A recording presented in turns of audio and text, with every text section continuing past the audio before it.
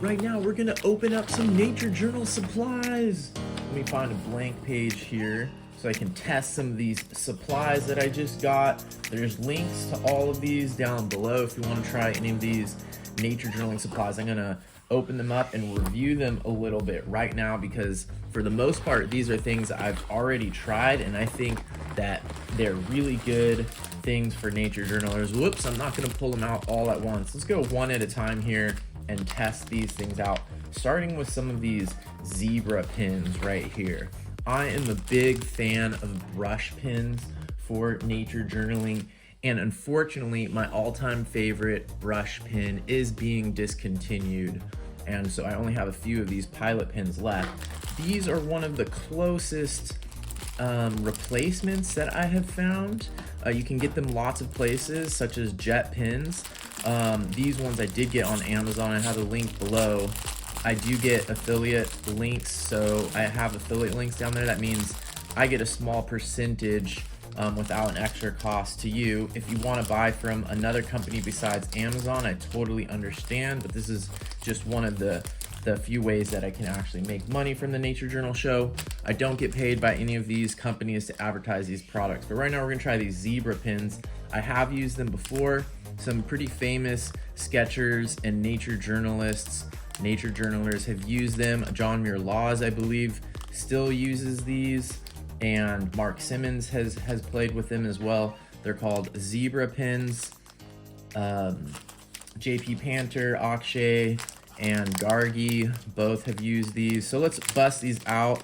It's hard to tell from the packaging which one is which, but it looks like this goes from, this is the broadest here, this is the gray, and then it's broad, medium, and fine. So let's start with the broadest one first, just for fun. And this comes as a package, but these are the zebra pins. I'm gonna test them out. You can buy them individually. I think I had one like this before, and it is pretty fun. I think I used it up pretty quickly, but look at, that's the broad side right there. And a little bit of texture to it. Like you can see that edge isn't completely flat or completely round. It has texture to it. Let's see how much line variation we can get. I do like this one. I used one recently for a while until it ran out of ink. I have noticed that there's variation with the tip texture, like it can kind of get broken and you end up with more of this texture in the lines and not completely perfect. But it looks like it's laying it down quite nicely here, and I believe these are all pigment inks, and that means that after I let that dry, I can come back over it with watercolor. This could be a perfectly fine one tool option for nature journaling. You could get animal or plant sketches in with this quite easily with a fair amount of line variation. You could, go straight to ink with this, and that would be fun. You can also, you would be able to do all of your writing, your metadata, any boxes or diagrams that you would do in your nature journaling. If you prefer a finer line for writing, you could use the tip of this, but it might wear out. So that's the broad one from of these zebra pins. Let's go to the next size down. You can see they're supposed to be color coded. This is confusing, but the darkest gray one is the thickest, medium gray is the medium, and then the fine one is blue. Let's try this medium one. Very similar. This is a good example of a situation where you might not really need that one. Look at, I can easily get a line as fat as that one with this one, and I actually think the line is quite a bit better. There's less of those imperfections in the tip. Notice how that edge there is much cleaner, and I still get just as fat of that, I can make as fat of a line as the last size. So there's definitely more line variation with this one. So if I had to only choose one, I would definitely choose this medium one. Look at, I can get way more detail, but I can also get just as big of black. Look at how much black. Being able to put down that much black is very useful in the field for nature journaling, in my opinion. That's a pretty nice pen right there, I must say. It doesn't have gray on the back end of it the same way that this one does, but that is a pretty nice pen. And maybe it's just because it's brand new, but it's not flowing super wet. Like if I touch that, it would smudge. So it is a little bit wet, but wow, it definitely can put it down, and it's very nice looking ink. That's the medium. Now let's go to the fine.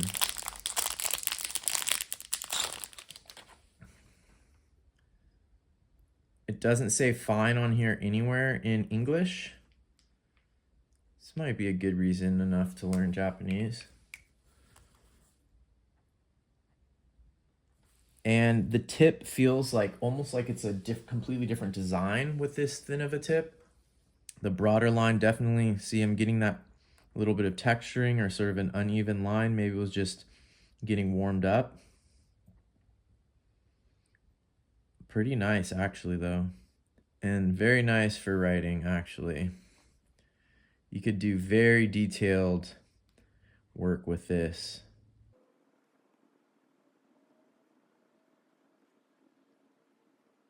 Pretty nice. And look, you still can get, I mean, you can almost get as broad of a thing as the first one. That's really crazy.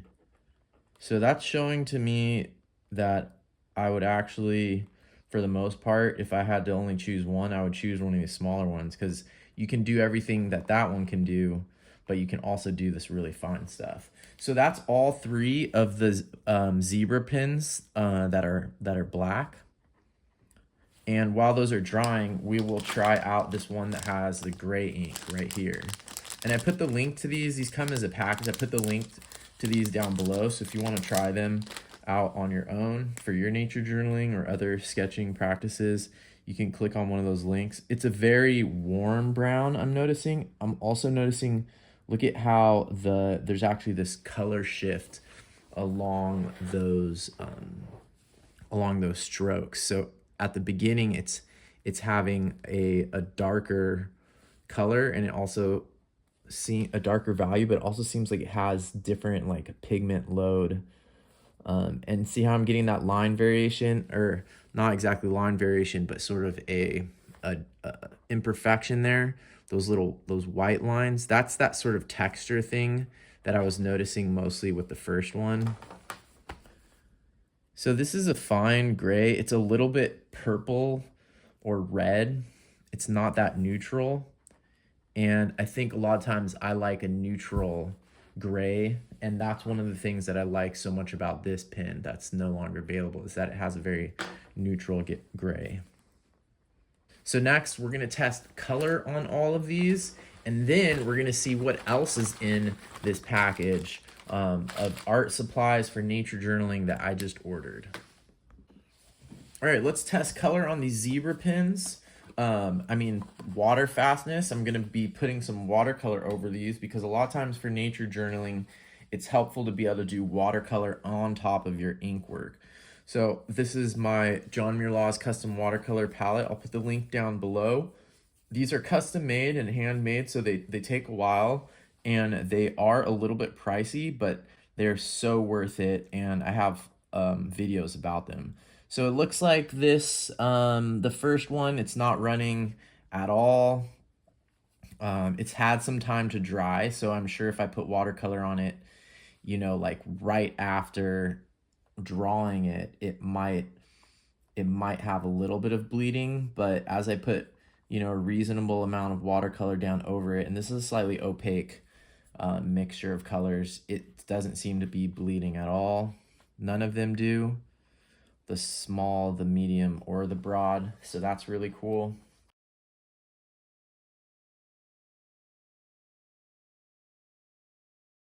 And I would definitely recommend these for nature journaling.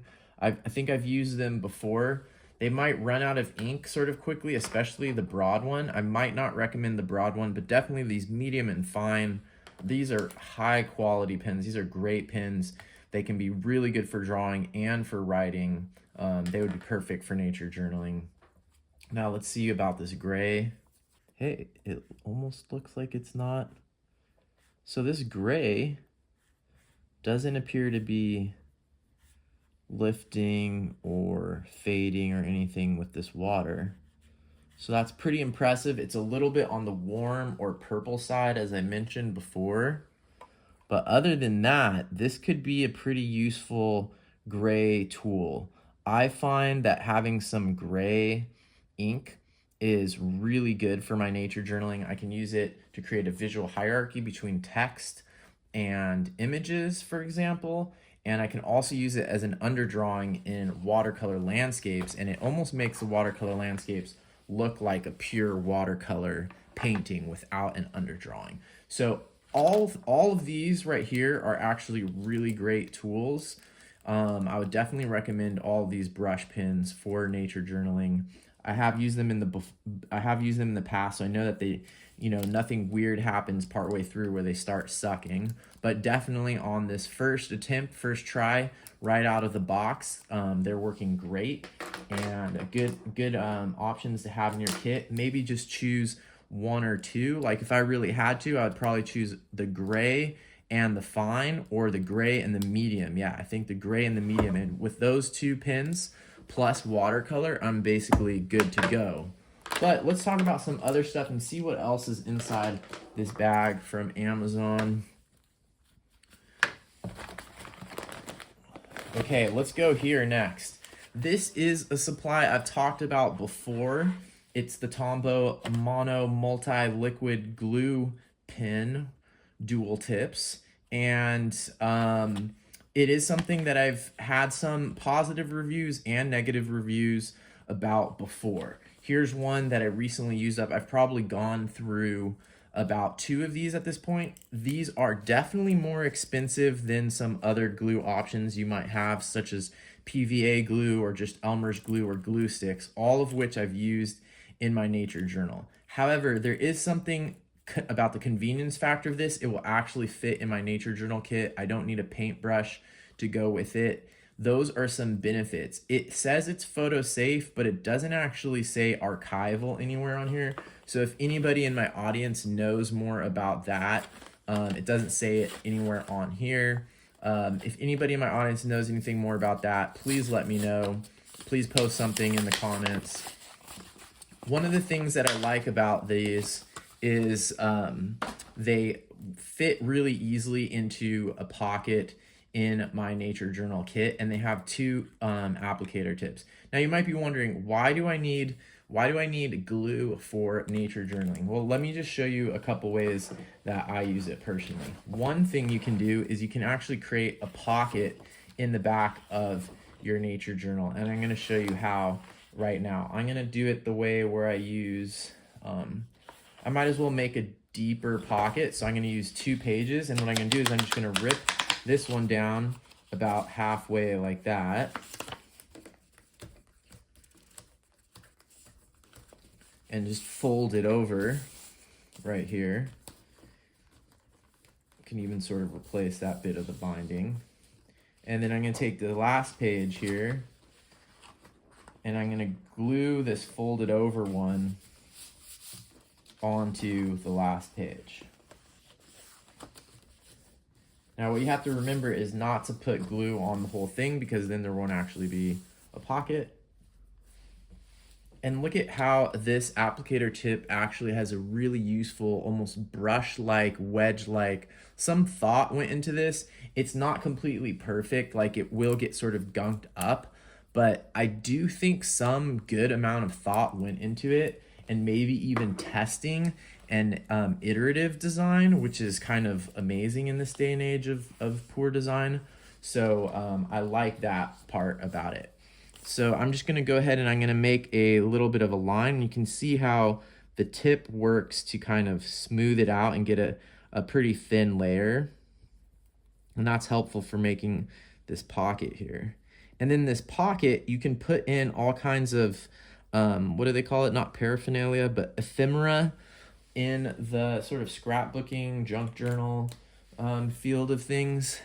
And you can save that ephemera, they could be maps or whatever, really easily in this pocket. And then you can use the glue later to paste those things into your nature journal. Another thing that you can do is you can carry different types of paper. So for example, I use a really lightweight 150 GSM paper, and it's good for a lot of watercolor. As you've seen, I do plenty of watercolor, and it does hold up. But if you want to have like a little bit of Arches watercolor that you carry with you, and you could cut this out and glue it in with the glue stick, then you could just keep that back here, and almost whenever you want, you could have access. It's almost like having multiple sketchbooks in one. Another thing that I recommend for that is some black paper. This can be useful too. Like, what if you have to draw the moon?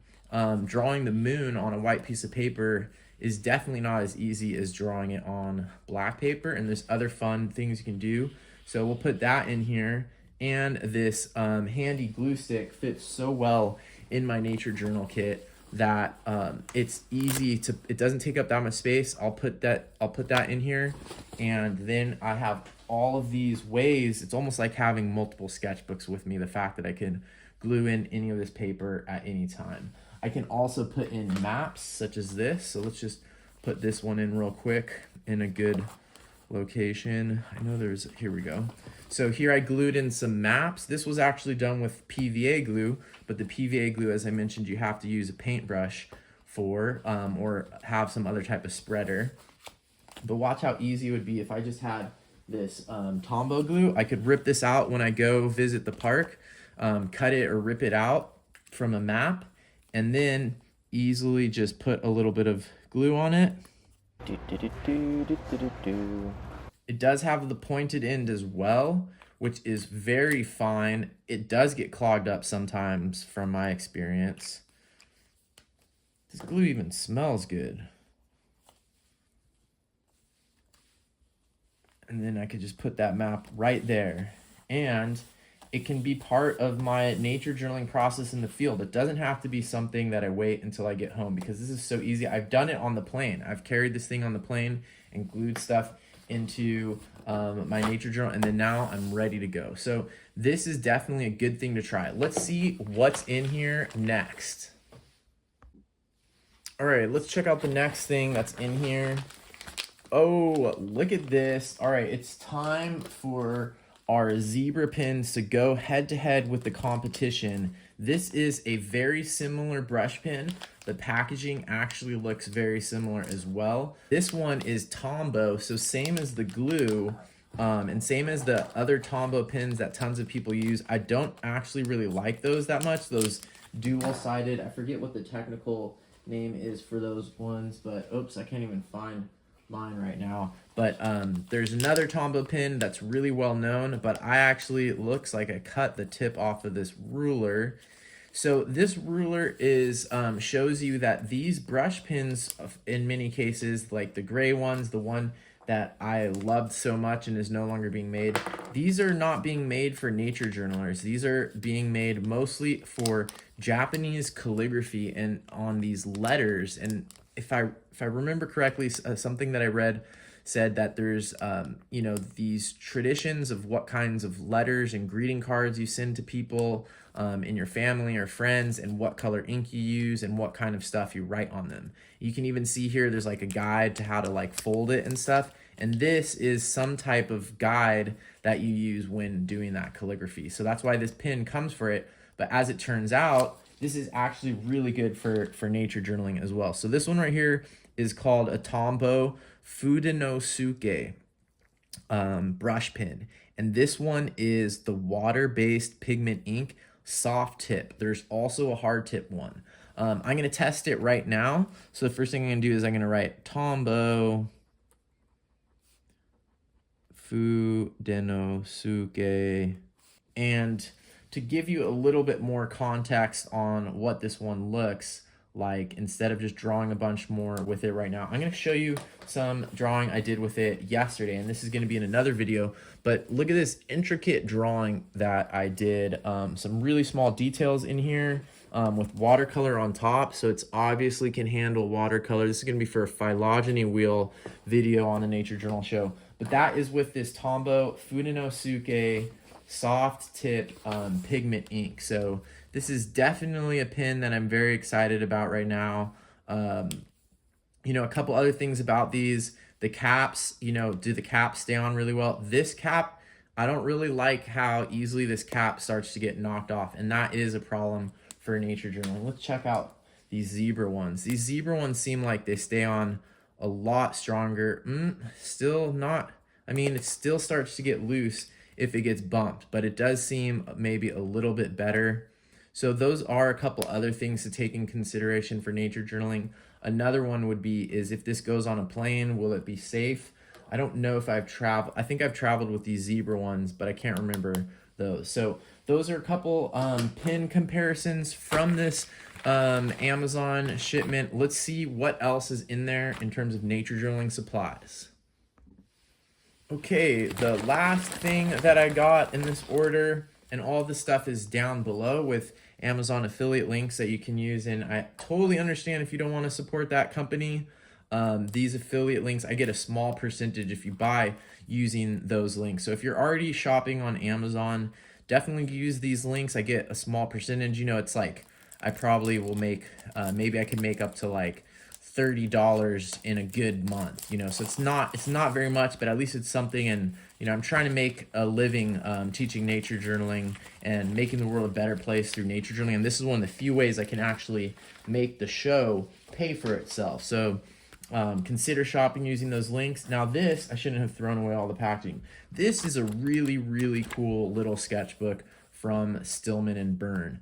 I used to hate a lot and talk a lot of poo-poo about small sketchbooks, and I even have a video called One Journal to Rule Them All about why you should just use one big journal for everything. But guess what? This paper that's in my big journal, the one that I've filled over 56 of in the last 10 years, this same paper comes in this small sketchbook here, and that's a good thing about sticking to one type of sketchbook or one company, for example, is that they might have a small version of something big, so things you test on here are going to be very similar to how they show up here. And what I like about this is that it's easier to carry something. Here's a past one that I filled. It's easier to carry something like this around with you all the time. So here is some sketches I did of crabs in the Galapagos, and you know, maybe I was waiting for the boat to come pick me up, and all I had was this small sketchbook, and I didn't want to pull out my whole nature journal kit. Maybe I had my nature journal kit, the rest of my nature journal kit, in a waterproof bag. So this small sketchbook, it is more expendable, like you're less worried about losing it. You can even cut pages out from this small sketchbook and glue them into your big sketchbook if you want to have everything there. And it's also good for just doodling on a daily basis. I've been trying to not necessarily nature journal every day, but at least draw something every day. And if you have a small sketchbook like this in your pocket, it makes it way easier to do. So even while I was working with this kids group, I could practice doing drawings like this. And this is the kind of thing that can really inform your nature journaling later. And you just get better at drawing while you're waiting at a restaurant, while you're waiting for people at a bus stop. Anything like that can turn into a sketching moment. And as you can see, this cover that looks almost like faux leather doesn't hold up that well. It starts to like rub down a little bit. It just doesn't look like real leather anymore, but it survives.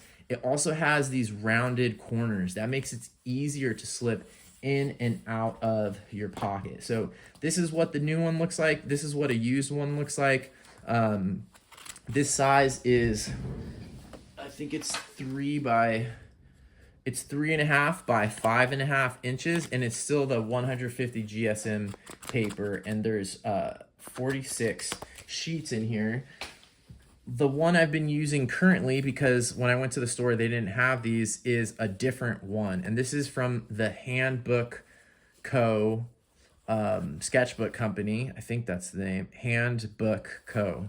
And so let's compare a couple things here. One thing I like about this that attracted me to it was the format. See how it's like landscape, but you could also do it in a tall way. Whereas this one, it's the more boring and conventional side is bound there. So I thought that was really interesting, and that is fun to work with. Maybe I haven't taken advantage of that too much, except for like in something like this, which I would not be able to do that at all in this one. The paper is definitely thinner, so that has pros and cons. Not as good for watercolor as this one. It's not the same paper as in my main sketchbook, which is a downside.